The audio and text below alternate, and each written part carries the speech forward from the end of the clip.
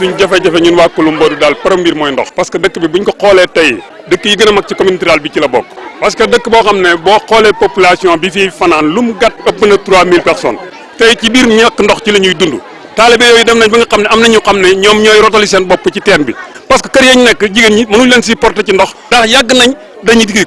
ci gouvernement yi fi jaar yëpp ba ci Macky Sall mii yëpp jaar nañ fi dañuy dig ndox dañuy dig courant dañuy dig yoon mais yooyu yëpp dara antu bi léegi jigéen ñi sonn nañ seen doom yi sonn nañ góor ñi sonn nañ ndax jigéen ñi buñ xëyee buñ jullee suba ñu ngi ci teen ñii duñ julliwante suba ndig ñàkk ndox dañ cee nekk ba tisibaar ci nga béye ko ñëw toggaañ boo toggaañ baa ngaa dalal ci añ bi yaa nga war a wuti lu jut gee naan ngeen jàppale ñu ndox mi nu mu gën a gaawee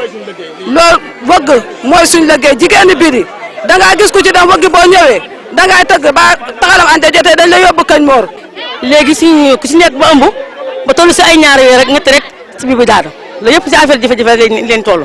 ndax léegi nii dëkk bi amul yoon fii kuy feebar bëgg na hôpital sax gaasara mën laa fexe ba dem ndax amul yoon yu ñu demee amul bëri yu faygukaay soo ñeen de ku jàppale daal ñu sant yàlla ndax ñu jàppale nga affaire bi métti na trop wax dëgg yàlla baag teen bi ëpp na ñeent fukki mètre mën na ko